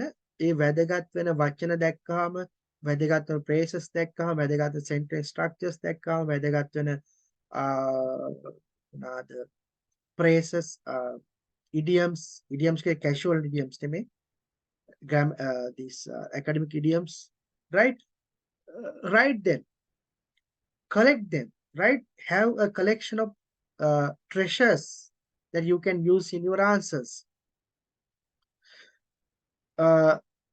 Number 13, avoid writing long paragraphs and sentences, right? That is also very important. Don't write long paragraphs. Paragraphs can be of 5-6 lines only. Don't write 10-12 lines of in one paragraph. In IELTS, I mean, when it comes to your real life scenarios, it is different. But in IELTS examination, per paragraph, you can use maximum 6-7 lines, right? Don't write many lines in one paragraph. Also, don't write long sentences. Some people, what they do, they use conjunctions and write many sentences. They use and, comma, comma, comma, comma, many sentences in one sentence, right? Don't do that one. Two clauses are enough in one sentence. Two clauses, right? Also the last one, avoid, I mean, submit, before submitting your answer, recheck it. I mean, proofreading, right? Final proofreading should be done. So my suggestion for you is like this. For planning, you can use 10 minutes. Writing, you can use 20 minutes. Check-in, you can use 2 minutes. So altogether 40 minutes, right? 40 minutes for planning, you can use 10 minutes. No problem, right? Planning is the most important thing. In planning stage, you are thinking everything. You will stop thinking after that. Then you are just writing on it, right? අදහස් හිතන ඒවා ඔක්කොම මේ planning stage එක කරගන්න. ඊට පස්සේ nice sketch එකක් හදාගන්න. ඊට පස්සේ ඔයාලට type කරගෙන යන්න තියෙන නැත්නම් ලියාගෙන යන්න තියෙනවා. then විනාඩි දෙකක් ඉතුරු කරගෙන අවසාන විනාඩි දෙකේ double check කරන answer, right? Right. Okay. This is what all theoretical aspects. Now we are going to do one example, right? So this is the most important thing. Keep in mind this plan is what these are the stages in planning. What are they? Read the question 2-3 times. Identify the type of the question. Identify the main concept in the question. Dismantle the question logically. I mean the part by part. Think what you are going to write for each part. Write those ideas in point forms. Also think of examples and write them in point forms. Then after sketching, start writing or typing. So these are the steps. For these steps, you can use 5 to 10 minutes. Never start straight away writing or typing answers. Follow these steps. Otherwise, you'll be in trouble. I know this. Right. Now we are going to do one example according to what we have learned. Right. This is the question. What is the question? Today, many children spend a lot of time playing computer games and little time on physical sports. Why is this? Is it a positive or negative development? Now, I have taken one type, that is the direct question type, positive or negative development type, right? අද බලන්න ඒක විතරයි. අපි format එකට අනුව මේකේ answer එක බලමු. Right? Give reasons for your answer and include any relevant examples from your own knowledge and experience. Right. Just have a look of this question. What am I question ටිකක් බලාගන්න පොඩ්ඩක් question එක. පොඩ හිතන්න. question එක බලන්න පොඩ හිතන්න ඊට පස්සේ.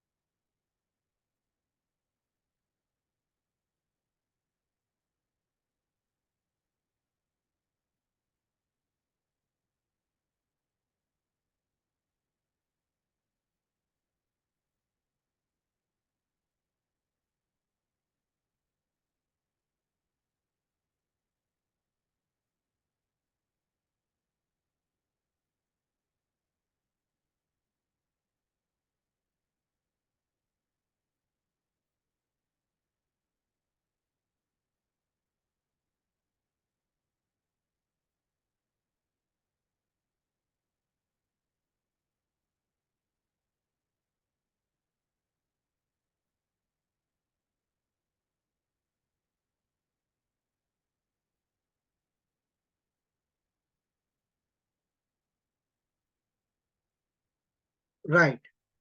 Now this question talks about computer games. That is the main uh, concept. The concept is computer games or digital games.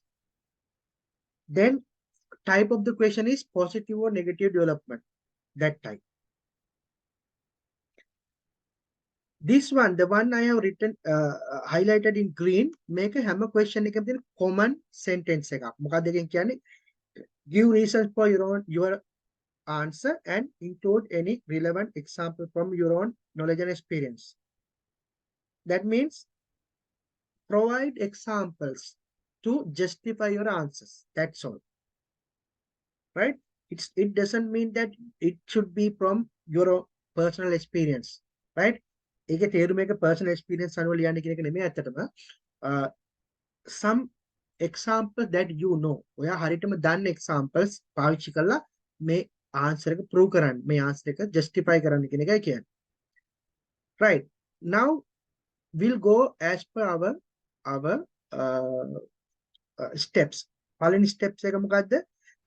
Read the question 2-3 times. Second step එක මොකද්ද? Identify the core concept. Core concept එක තමයි computer games. ඊට පස්සේ ඊළඟ step එක තමයි identify the question type. Question type එක positive or negative development කියන type එක. හැබැයි පොඩි mix එකක් තියෙනවා. Why is that කියලා අහලා තිනවා. Why කියන්නේ causes අහලා තියෙනවා. ඒ කියන්නේ මේක පොඩි mixture එකක් තියෙනවා. Positive and negative development වලට අමතරව there is something additional thing. Why is that? They are asking the reasons or the causes for why people are, why students, no, why children are playing computer games. They're asking that question. That is causes, right? So it's a mixed question. Right. Now we are breaking the question like this. I told you we should break or we should dismantle. Okay, today many children spend a lot of time playing computer games. This part I am taking as a one idea, right? Second one, a little time on physical sport. Second. Third one, why is this? Third. Fourth one, it is a positive development. Four. Last one, it is a negative development. Like that, I have broken this to 5 parts. See, 5 parts. I have broken it to 5 parts. First one, today many children spend a lot of time playing computer games. So you have to address this idea, that is nowadays children, they are spending a lot of time in playing computer games. You have to discuss that idea in the first paragraph, right? Then a little time on physical sport. You have to mention that idea also. That means children, they are not much doing physical activities nowadays. They are in the domestic or the at house. What they are doing, they are playing computer games. They are playing phone in the plon or the whatever computer games. There are a lot of ways to play computer games. They can use mobile phones. They can use smart, they can use tabs. They can use laptops. Yeah, they can use PlayStations like that. There are a lot of ways to do that. They are using those things at home. They are not going out and doing physical sports, right? They are not physically playing, right? They are physically playing only from the hands, right? Then the third one, why is that?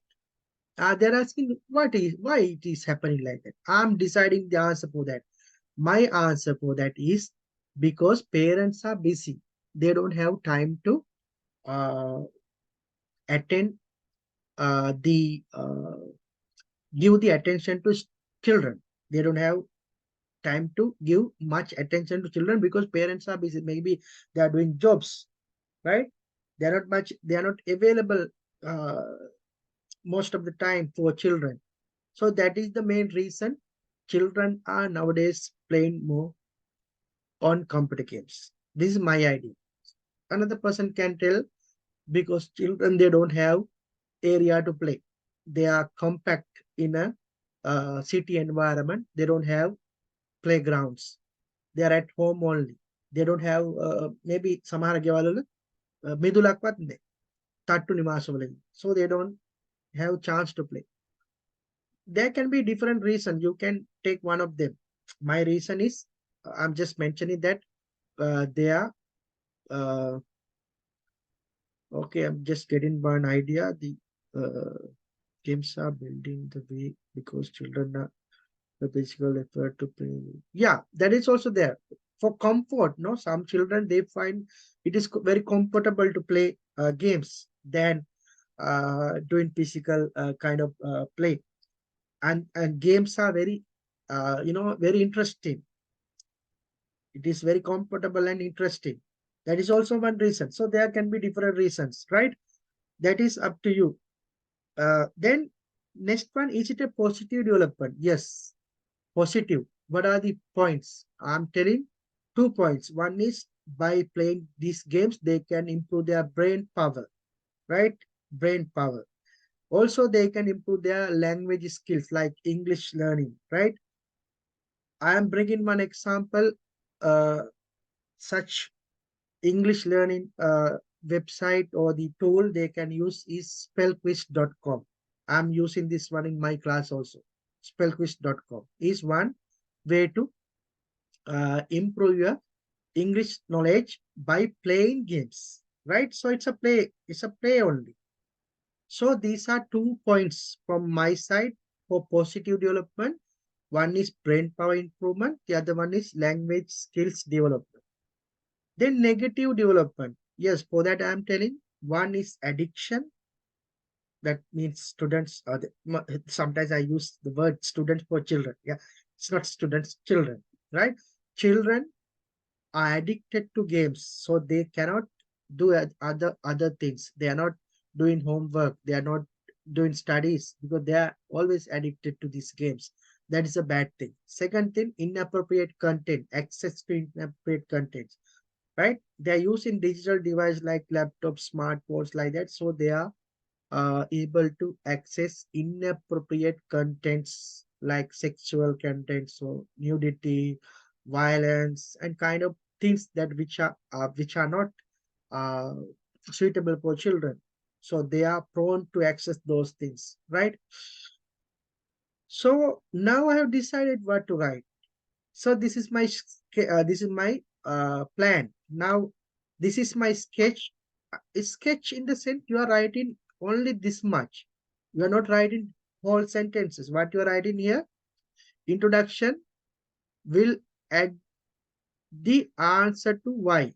Right. In the introduction, we know what to write. Introduction, 3 elements. No. Apart from that one, you have to include why is this aspect also in the introduction. Then body paragraph one, the opinion they are asking. Opinion paragraph. I am telling it has more positive impacts. I'm telling it has more positive impacts. Uh, is it there's opinion here? Yeah, they're asking, is it a positive or negative development? Right? My opinion is yes, it has more positive impacts than negative impacts. Then, for the paragraph one, I'm writing addiction and inappropriate content with suicide examples as a suicide case for addiction, right? Then, negative aspect, I'm writing brain power improvement and educational games, brain power improvement and English language skills. Example spell quiz. Then the conclusion. So this is I have sketched my answer, right? Now I know what to write. Now see the answer. Introduction. Introduction, I said you first thing, write one sentence about the main concept. Main concept is games, computer games. This is the sentence about computer games. What is that? Computer games are played using digital devices such as smartphones, laptops, tabs, PlayStation, and desktops. So this explains you the main concept, no, about the computer games. Then the paraphrase question. Paraphrase question means rewrite the question from your own words. This is the question. I have colored it in a different colors to show you how I have rewritten the answer. Right. This green part. Today many children play. Today many children spend a lot of time playing computer games. That one I have written like this. Computer games are popular among children nowadays. Okay, same idea, no? Or computer games, if we want, we can even write here digital games so that it is also different.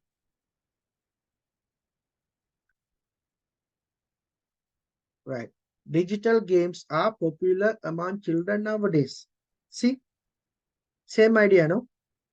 The idea in the question. Today, many children spend a lot of time playing computer games. Same idea I have written in a different way, paraphrase it. How digital games are popular among children nowadays. Today, nowadays, playing lot of time, popular, right? Computer games, digital games, right? Then I am answering why is that part. I'm writing here because means the reason of the busy lifestyle that parents lead to, because of the busy lifestyle that parents lead, so they cannot pay much attention to their children.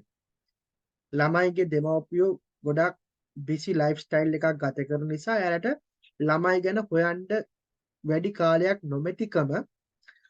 This actually I have one experience from my side also. That's why I wrote like that, because we got our one child just after 1 year from the other child. So the mother was busy, right? And you know what we did? We allowed one child to play computer games because we are busy, right?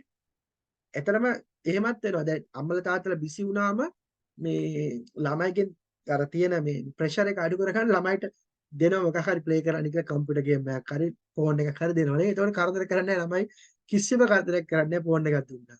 right? ඒකත් එක reason එකක් ඇත්තටම, right? So that is what I have written here, because busy lifestyle that parents leads, so they cannot pay much attention to children. So this is the reason. You can write your own reasons. Huh? Now, what is in yellow and paraphrasing? A little time on physical sport. Physical sport වල පොඩි කාලය වැය කරන්න. Children spend their time more on digital games than physical activities. See, I've written same idea, different way. Physical sports, physical activities, little time on physical activities, more time on digital games. Right? Let's change it here, computer games, because I wrote before digital games. Right. Now I'm writing this part. What is in this gray? Is it a positive or negative development? There are benefits and drawbacks of playing computer games. Benefits is for positive, drawback is for negative. So I'm telling there are both positive and negative. I have written that one like this, benefits and drawbacks of playing computer games. Now I have written a sentence about core concept. I have paraphrased the question. I have covered everything. Now the last one, I'm writing what this essay looks like. I'm writing a sentence like this. This essay will discuss the positive and negative sides of playing computer games with examples, and my conclusion will be given accordingly. Right? මේ essay එකේ කතා කරන්නේ computer games සහ ඒ වගේ තියෙන හොඳ සහ නරක පැත්ත examples උත් එක්කම සහ මගේ opinion එකත් මේකේ දීලා තියෙනවා කියලා.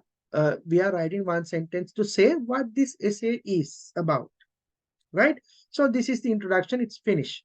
Now the opinion. They are asking whether it is a positive or negative development. What I am telling this is more positive. Okay, negative side is also there, but more positive. What I write it? I'm writing here, in my opinion. Right. Start කරන්න හැටි බලන්න. ඔයාගේ opinion එක ලියද්දි ඔයා start කරන්න මෙහෙම. මගේ opinion එකට අනුව, in my opinion. Plain දැන් මේ මම මේ දෙන ඒවා මේ ලියන එක style එකක්. There are different styles that I'm going to teach you those things later, but for the time being stick with this one, in my opinion. Playing computer games not only has pros but also cons. Pros, cons means pros means benefits, cons means drawbacks, or the advantages and disadvantages, or positive, negative, right? Computer games have both these things. However, the pros outweigh the cons. May outweigh word is very, very important word in IELTS. Outweigh means more than that, right? Never write again more or than. It is already included in this word. This word consists both more than, right? Outweigh means more than. It is more than, like that, right? It's a verb actually. It's a verb, right? The meaning is more than. So don't write outweigh than or more outweigh. No, outweigh is enough. It has both more plus than, right? However, the pros are more than or pros outweigh the cons. Again, pros වැඩි. හොඳ පැත්ත වැඩි. Therefore, computer games should be allowed for children. Computer games ළමයිට allow කරන්න දෙන්න play කරන්න. So this is the opinion. If you want, you can write this opinion separately. Since it's a small, only 2 lines thing, you can bring it to here. That's why I put a arrow. You can just put it here without writing it separately, right? Right. Then first paragraph. Now, okay, another thing I have to tell you. So you took positive most and more positive side, no? ඔයා දැන් කියන්නේ it has more positive things. ඊට පස්සේ එහෙම නම් ලියන්නේ ඉස්සලාම negative එකෙන් පටන් ගන්න අවසන් කරන්න පොසිටිව් එකෙන්. මොකද ඔයා කිව්වේ පොසිටිව් වැඩි කියලානේ. So the side you are taking, that you take to the last body para. First body para, take the other side. Negative side එක තමයි අඩුවෙන් කතා කරන්නේ. Right. Okay. On the one hand, එක පැත්තක් ගැන කතා කරනවා නම් on the one hand, that is how you have to start, right? This is one way. I will tell you more ways later.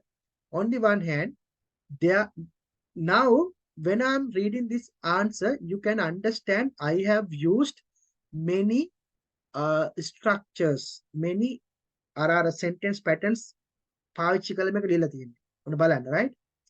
On the one hand, there are several negative impacts of playing computer games. Computer games, there are several negative impacts, such as addiction.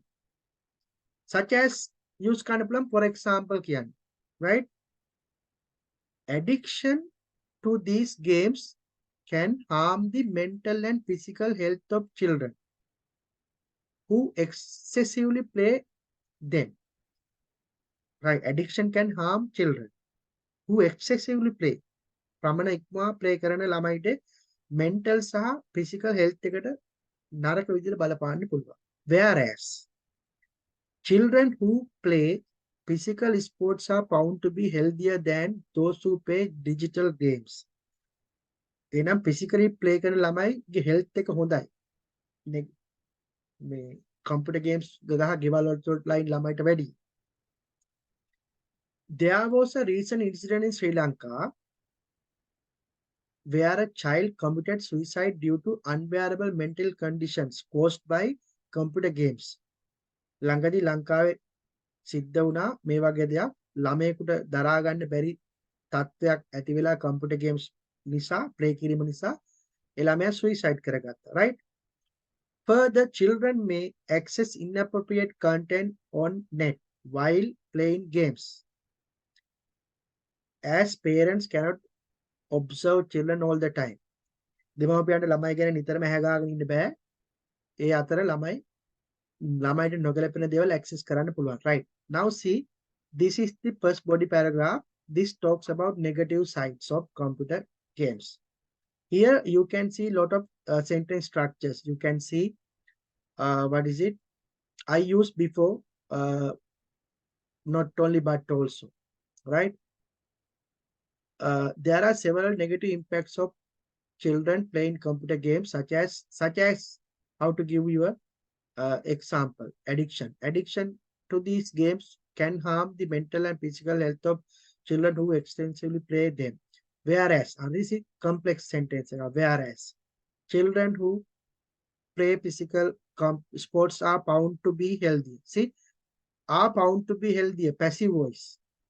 Children who play physical sports are found to be healthy. It's a passive voice, right? Than those who play digital games. There was a recent incident in Sri Lanka where a child committed suicide due to unbearable mental condition caused by computer games. Further, children may access in children may access access to inappropriate content on net while playing complex computer games, as parents cannot observe children all the time. Right. Now we are talking about the good thing, good side. What is that? On the other hand, see, on the one hand, එක පැත්තක් ගැන කතා කරන on the other hand. ඒකට විරුද්ධ පැත්ත ගැන කියද්දි on the other hand. අනිත් පැත්ත ගැන කියනවා නම් lots of benefits of computer games have been uncovered. Passive voice. Uncovered. Games වල වාසි ගොඩක් හෙළි වෙලා තියෙනවා. Now question එකක්, right? Can we totally avoid giving computer games to children in this modern era? මේ වර්තමාන සමාජයේ ළමයිට computers දෙන එක වළක්විය හැකිද? It's a question. මේ sentence pattern, see? One of the most important benefits is the possibility of improving brain power of the children who play logical games, right? One of the most important benefits is මේ benefits is උනේ කොහොමද?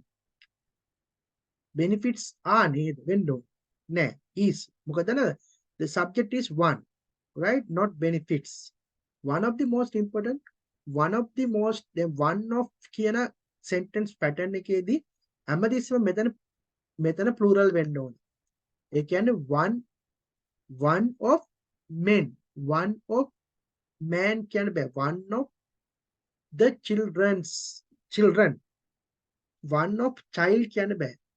Single වෙන්නේ එක plural මයි වෙන්නේ හැමදෙස්සම one of වලදී. හැබැයි verb එක තියනොත් singular. මොකද one තමයි මෙතන subject එක, right? One of the most important benefits is the possibility of improving brain power of children who play logical games. For example, example දෙන විදිය. Children who often play puzzle games and digital chess are found to be good at mathematics. මේ puzzle games, ප්‍රහේලිකා games play කරන, ඒ වගේම digitally මේ chess play කරන ළමයි ගේ mathematics වලට එයාලගේ හොඳයි කියලා, right? Furthermore, තවදුරටත් children involved in playing language-based games such as spellquiz.com.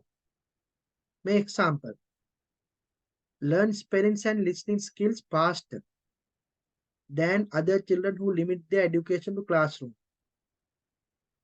එහෙනම් classroom එකේ විතරයි ඉගෙන ගන්න ළමයිට වඩා මේ digital games play කරන ළමයි language එක ඉක්මනින් ඉගෙන ගන්නවා, right? This is the positive side of the paragraph. Now summary, the conclusion. It's a summary. See, in summary, conclusion එක පටන් ගන්න පුළුවන් in summary කියලා. තව විදි තියෙනවා. එකත් එක විදියක්. In summary, computer games have been very popular in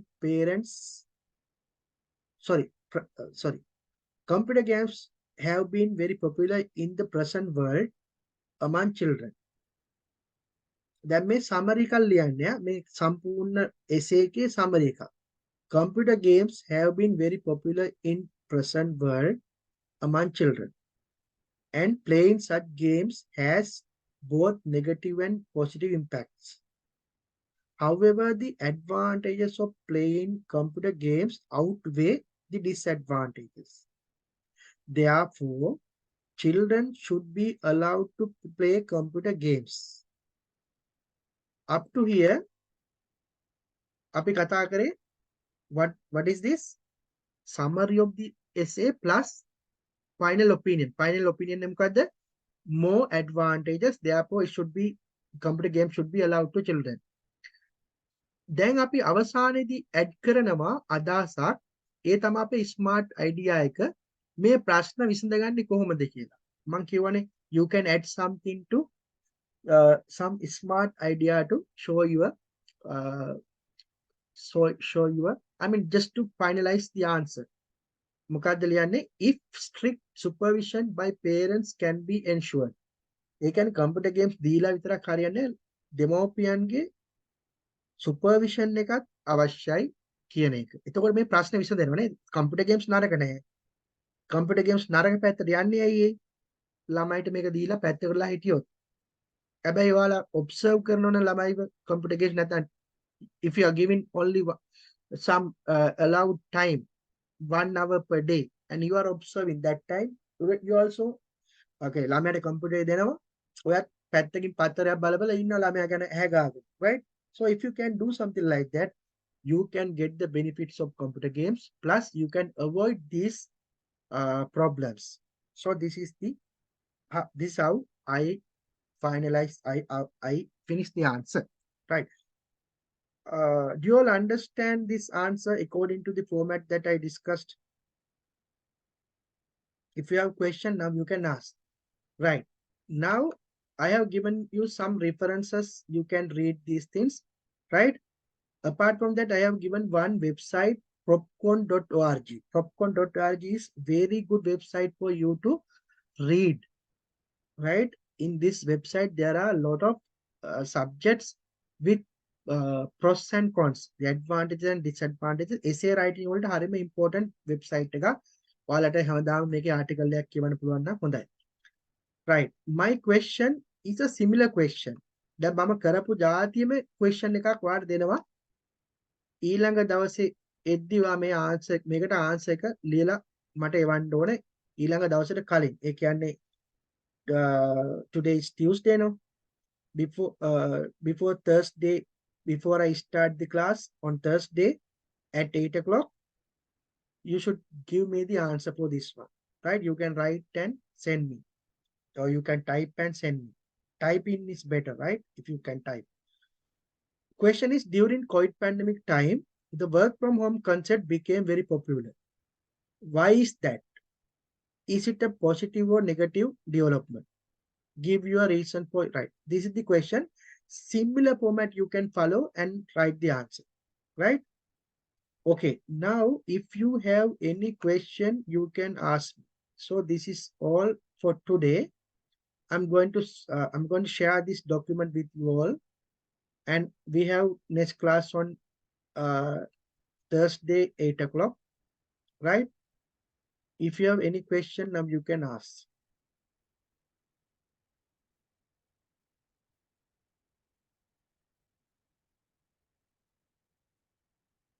You can type questions, you can verbally ask, you can use singular language, no problem, whatever.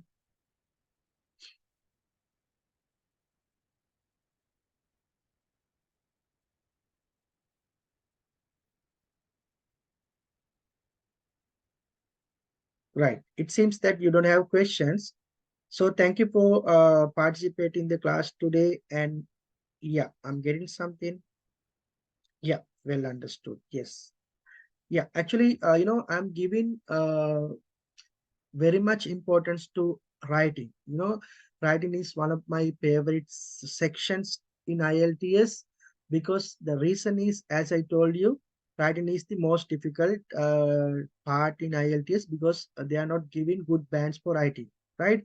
And our people are also very much weak in writing. That's why I want you all to focus more on writing. And I'm sure that I can do a very good job to improve your writing, to make you improve, right? So okay, now since you don't have question, we will again we are going to meet on Thursday at 8 o'clock, right? Thank you very much. And sir, any topic pattern like essays and letters? Yeah, we are going to talk all these things in due course, right? I mean, today we can't do everything, no? So definitely we are going to give all these things next class, right? Yeah, for time, I mean, for today, only this much. Don't worry, this is only just started, right? There are many more lessons to cover up, right? Yep. Thank you very much, and good night to you all. Thank you. Good night. Thank you. Good night. Yes, good night. Thank you.